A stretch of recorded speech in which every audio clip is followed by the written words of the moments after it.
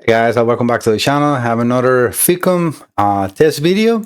This time it's coming from Louisiana. Andy, this is your FICM. I am actually right now with the FICM removed. He had actually opened it up because I tell him, open it up and see if it's not burned to make sure you're not wasting, shipping and so, because that's a very common situation, right? I explained him that, on these FICMs, I got two different estimates. One is when it's a normal repair, diodes, capacitors, drivers, and so on, right? And then when the pre-driver for the injectors is damaged, it's a completely different price and escalates. And actually, I think this is the case in this time.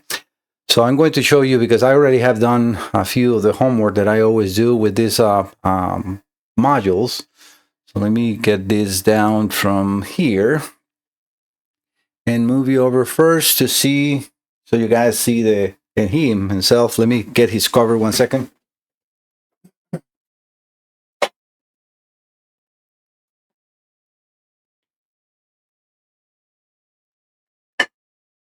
The reason I'm covering right there is because it has his information, but you can see, Andy, this is your FICM right there. I want to just bring it down like that, so it's there, but not in the way of information being shown. So let me take you over to the screen capture that I have ready, which has all his information, but I already remove it to so you guys will not be able to see his personal data. All right, so I always do the same thing, Canvas data tests, which you're going to see in a second. For those that have not seen these before, I have actually created a harness. As you see right here, I have the original connectors, and I created powers and grounds in communication and some of the signals that I need to perform my tests, which I have also a computer. I can run injectors and everything 100%. I don't show all that in the videos because there is a lot of companies trying to pick up what I do here, and I'm not going to show that. So hopefully you understand that. All right, so connections. I'm going to make this a little bigger. Sometimes I see that I can see really well here, but not when I'm going in the computer. I'm not sure if it's because I'm aging or because it's just too small. All right, so in here we got in the upper part of the screen, let me get a red box so you know where I am and what I am referring to. I'm just going to move this a small square box in there just so you know what I'm talking about. So this upper section is the engine computer. That's where the old signals to actuate or control all the injectors is coming from. Although the computer is in complete control of the injectors, it has what is called the FICM, the Fuel Injector Control Module. This computer is a very robust computer that has, you'll see when I go back to the capture, very big capacitors and a complete circuit that is what they call a charge pump, which is the leftover current and power from an injector will move to the next one, and that's how they keep these injectors going, because they go up to 100 volts. Let me just see. Okay, so this in the middle right now here is the FICM. We can see the fuel injector control signals and the engine speed right where I'm moving that box. Covered by me right now, we have it, but you can see it, a ground, and that is in connector C1, pin 2. And there is also a ground in connector C2, pin 114. Those are the two grounds, the main grounds this module uses. We have, and then ignition voltage on pin 5, the connector C, doesn't say, I think it's in C2. No, it has to be C1 because it's pin 5. In this FICM, you go from pin 1 to, I think it's 119 or 120, don't remember correctly, but it is marked. And then the other ignition voltage is in pin 119 in connector C2. It is two connectors in there. But again, it goes from 1 to 60 and then the rest one on the next connector. We also have communication on CAN bus, even though it's not a full CAN bus. It's a J293. I might have it in here. No, I don't have it in here. Okay, let me, and that is just a CAN bus. It's a different speed. CAN bus is usually 500 kilobits per second. This is a 256, and you'll see this in a second when I use the Pico, because I'm going to show that part of what I do. If I scroll down on the capture on the screen, let me go up a little more so you guys are not covered by me, or the image is not covered by me. So the bottom part is still the FICM. So the FICM is in complete control of powers and ground for these injectors. But again, they're high voltage injectors. We can see how the power is coming from pin 3 and pin 118 to supply for 4 injectors and 4 injectors. And then at the bottom, they have the control side, being the command side coming from the FICM for each of these injectors. So that's pretty basic, pretty easy. It's a very small module, but that is in charge and complete control of the injectors. I have also a flow chart in here, so we can read the different volts for each of the injectors. So there will be all P0201 to 208 for injector 1, 2, and all the way to 8. When you're having no communication, you will have a DTC like U0073 or U0105. That is a normal no communication with a FICM or so, when it's a problem in the CAN bus. And that can also obviously create a no-start condition, right? All right, so let me go back to Pico. Before I do that, I can also show you, or a small commercial, if you have any computers to send for repairs on instrument cluster, marine or automotive, please visit my website, MikeSalazarDiagnostics.com. My name is spelled M-A-I-C, as you can see on the screen. In here, when you land, this is the home page. You have 2 boxes. One is, they're both clickable. The white one is to download a form that I need you to fill with all your contact information, and you'll see it's very explanatory, very easy. And the other bottom in here, the black one, is the contact email. So if you click in there, that will open your email browser or application, and then you can send me an email. You can use the chat. If you use the chat, please make sure that you leave your email or a telephone that I can contact you. If you scroll down, I have regular repairs in here. You can click in there, and that will also get you to a form that you can fill on the web. But if you scroll all the way down, let me do this quickly. If you scroll all the way down, you saw that I have all my videos, at least all the links in there. You have also here, so in the bottom of the page, you have all the contact information with my email, telephone, and the shipping address as well. All right, so that's just, again, just a short commercial for myself. All right, going into the information, I just show you that. All right, so this is when he sent it. You see, this is what it says. It's a 2005 Silverado Duramax. They're all the same thing, right? I purchased the FICM on eBay. So that is a little concerning, but I open it up and it's not burned, at least not to the point that cannot be repaired. It says purchase the FICM in eBay. Description is stated it came out of a running truck installed in mine, and it's the North Star. It shows codes P0201 to 208, and then p2146 and p2149. Yes, the FICM is a problem. At least the FICM has a problem. Not sure what else is in the truck or not, because obviously I don't have the truck. I always take pictures of, corroded areas, damages on the case or so, because I don't want to be blamed, even though I know that Andy is not going to do that, but I always try to be careful with those things. Again, those are pictures, hopefully nothing in there. Yeah, just his name. This is, again, me gathering data collection, so I know that how it looks and how, when, or, how is everything. It's looking okay. I don't see, again, an exploded FICM, so this is definitely a rebuildable. It can be fixed. Yeah, this is the back area of the FICM. And then I did the test for his, with the curve tracer, and it failed not just the drivers. And this is the part that I need to talk to him, because this is going to escalate the price for the repair. What you see on the sides, we have, as I marked in there, on the right side, we have 1746 drivers. And then on the left side, we got 2, 8, 5, and 3, which are, I don't know why it's very common on this, well, I do know why, but it's very common on these ones to damage 2 and 7. 2 and 4 is on the same side, so it's very, very common. But then this centerpiece in here, let me zoom a little more so you can see that white hand, and I'm going to move it so you can see this is the pre-driver that I'm discussing. When this is damaged, and I don't have those, I have I'm in the mercy as just getting it from whoever is selling it, and they're selling this piece very expensive, and it's nothing I can do.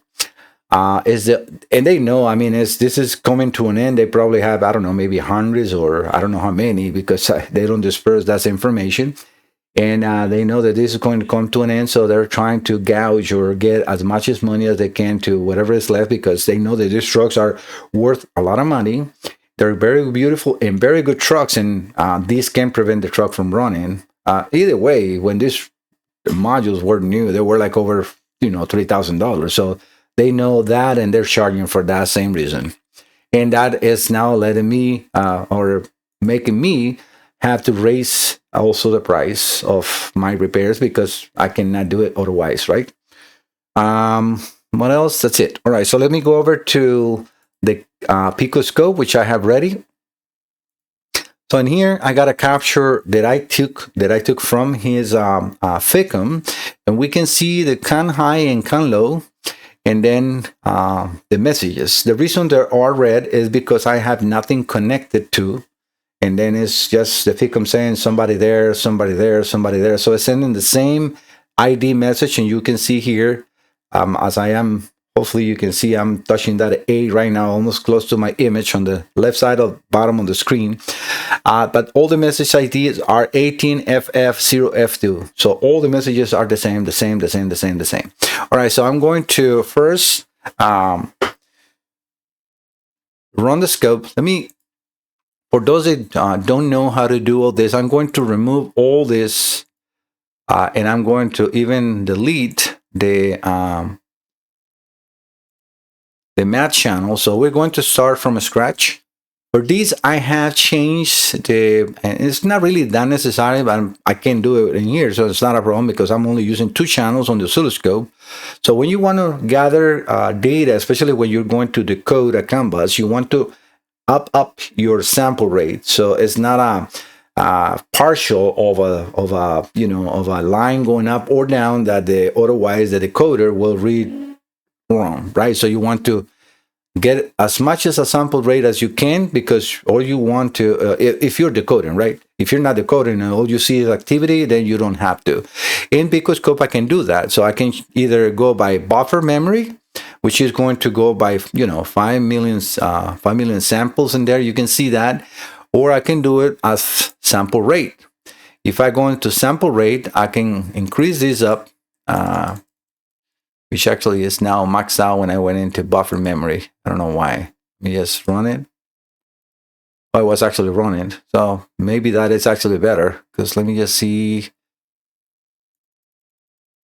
Yeah, it's actually, not sure, I never seen these numbers before.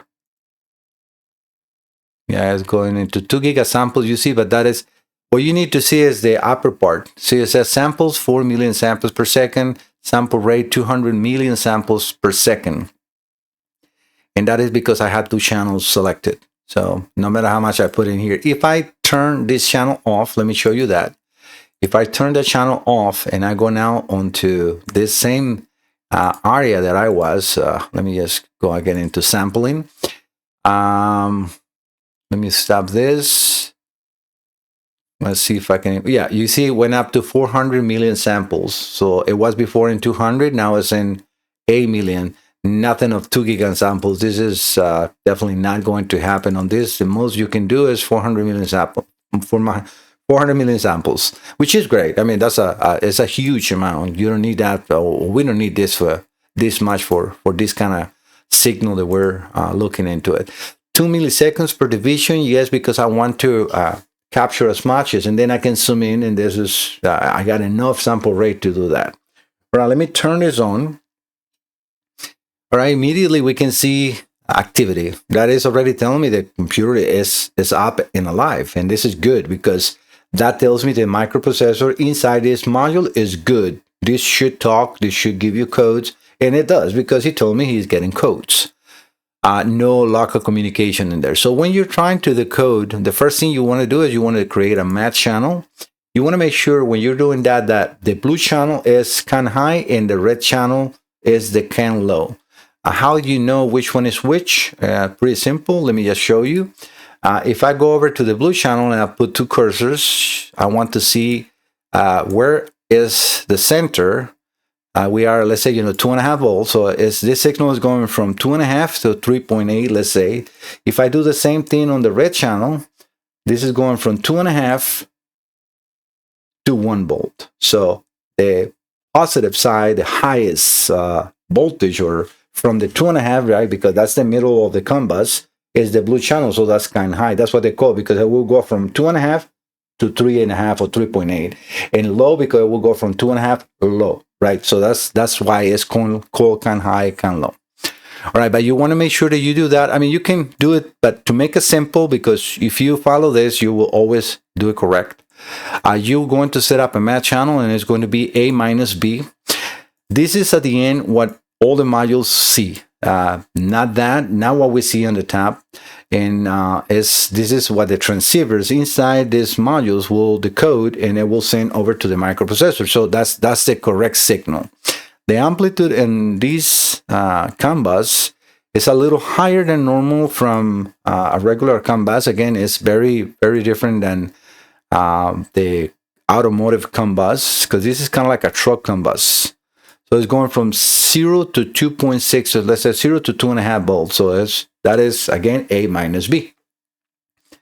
All right, so when you do that, now with Picoscope, and most of the new oscilloscope will decode, at least high-end, right? So we're going to select CAN decode or serial decoding. Picoscope offers all these different decoders. You can see I'm going to keep it in the screen for a little bit, including flex ray. But realistically, with the speed this oscilloscope handles, it will be able to see, but I don't know how they will decode it, because flex ray is up, like I think it's like a 1 gig or 2 gigs. So I'm not that familiar because I don't work in those too much. But I can tell you, I mean, I do work in BMWs, but we don't decode those. We just see activity. That's what we got, the scanners and so on. But it's a very fast communication. So you need to have Picoscope, the automotive one, is only 20 megahertz. So any signal higher than 20 megahertz, even though with the sample rate that we have in here, the scope will not be able to really analyze. So this is where, faster signals, they have to have an analog to digital converter. They're using something digitally to be able to decode CAN, because the memory or the buffer on this scope is not that high. All right, but okay, going back to here, we're going to select CAN, and as soon as I select this, look at here, because regular CAN, as I said, the normal speed, baud rate is 500 kilobits or kilobuds. I don't know, because it said baud rate. But as soon as I selected this and I click on it, you see it went down to 250, because Picoscope is smart and knows that is the speed of this COM bus. All right, so we are going to just, not sure why it's not selected. Oh yeah, now it's select. We can click on next, and then the rest, I just leave it like it is in hex. You can put it in binary, decimal, or any, that's your own preference. I always keep it on hex, just because I keep the same ID numbers and everything like that. And then you click on finish. And now that's exactly where we were before. If I run this, which is now still the computer is on, you can see the packages moving across the screen.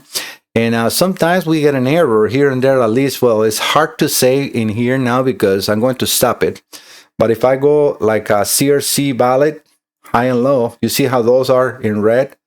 The reason those are in red is because this is not a rolling scope. This is a screen scope, let's say, So when it starts and ends, sometimes it cuts a message. Like this message in here, it looks like it's almost cut, but that one at the end, definitely we can see that it was cut almost in half. That's what it gives an error.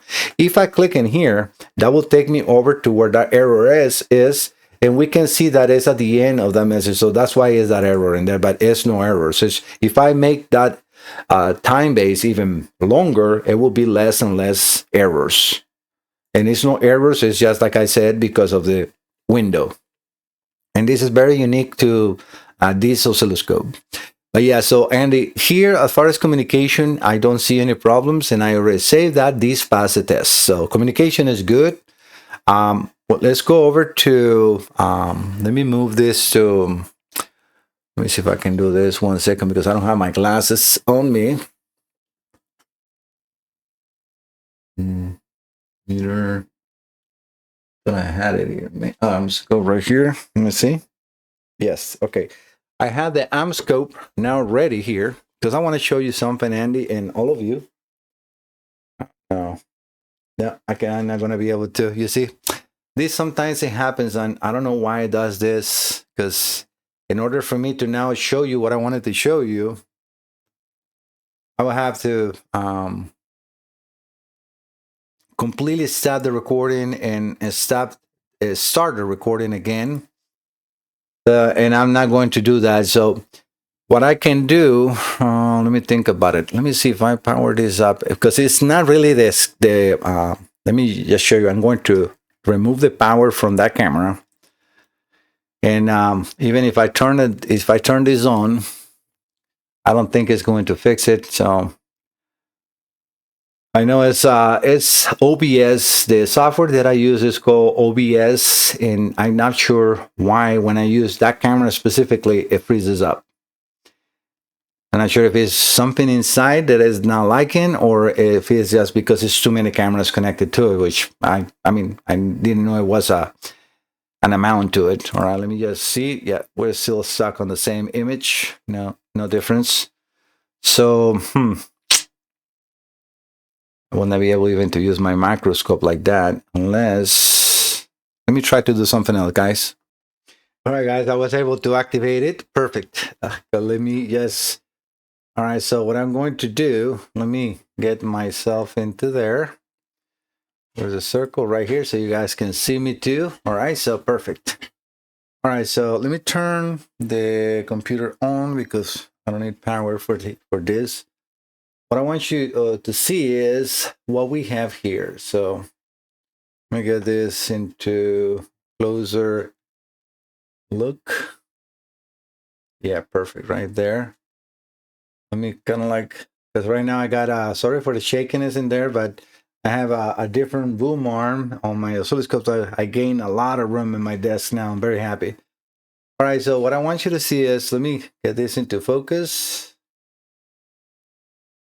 This is the problem that took down that injector pre-driver, and this is caused because of those capacitors leaking. So let me get something like a pick.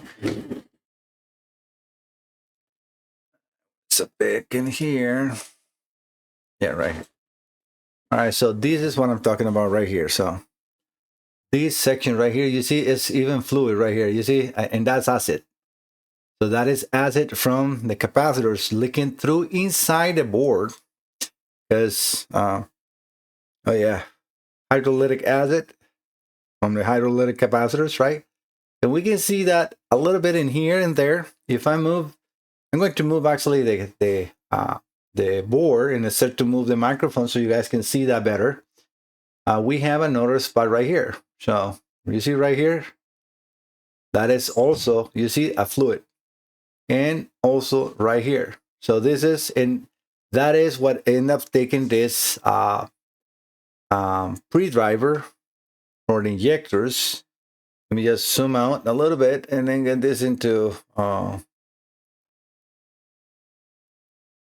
correct zoom. We can see another area here, right here. Hopefully you guys can see that from that distance. I don't want to come back again inside here. But yeah, we definitely can see how the corrosion from the acid is migrating through the board and damaging components like this. And the problem is, if you short a ground to a power or a signal, and it takes down this, because you see how that is a very small path. That is probably a signal, you know, from power, and this is the ground layer. If those two short because of the acid is conductive, right? It will short out and it will take what? Not the capacitor. The capacitor can take, you know, big hits. That's not a problem, but this, and that is a problem. All right, guys. So I'm glad that I was able to do this. So let me Let me move this back to the main cameras. And I want to close this first part. I hope that you like the content. I'm trying to, explain what is going on with these boards and be as transparent as possible, because nobody else offers what I do. This is a very different way of doing business. I like to recommend and repair only if it's necessary. Preventive maintenance or preventive repair is also in place, right? Like these modules, you don't want to have a module and then let it to like the capacitor explode, and then you have to get another module because it's not repairable. So that's a preventive measure or preventive repair. But in this case, we have damage more than normal, and I'm showing with the results why it has to be done. Not just because I say so, not because I want to charge you more. No, it's because it's necessary. All right, guys. So thank you so much for visiting the channel. Don't forget to subscribe if you have a FICM or any automotive or marine module, which I have one actually just came today. This is still cold. This is very cold today. This is coming from Texas. This will be coming soon on the next video. This is from Eric Williams in Texas. This is a 200, let me see what it is. A 200 DFI computer. He sent it. It has no communication. It says it starts and runs sometimes. This is coming next. I'm going to be repairing this computer for him. I got actually another FICM as well too. Let me show you that one. Make sure I don't have the information in here. So as you will see soon, this is another FICM from somebody. You can see all the red dots everywhere. Very nice and sandblasted. That's what they do. They sandblast the module so they make it look like new. But I don't fool people with that. I mean, yes, I clean modules, but this is aesthetic. The outside is not what you need to be repairing. It's the inside. All right, so let me just read a little bit on that one. This one is coming from Texas too. It says submitted by, and I don't have the name. It just says something about Frankie. J. Frankie from Texas. 6.6. Let me see. Silverado codes p2146, p2149. Crank no start. Not blowing the fuse. And I have the bin number. So I think if I remember properly, I'm not sure, if this was another attempt to buy one from somebody or from the web, and they put all those red marks like it's a brand new module, and it is not. And as you see, it's crank no start, the same situation. That is another one that I will be repairing pretty soon. All right, guys, thank you so much for visiting the channel. Don't forget to subscribe. See you next time. Bye-bye.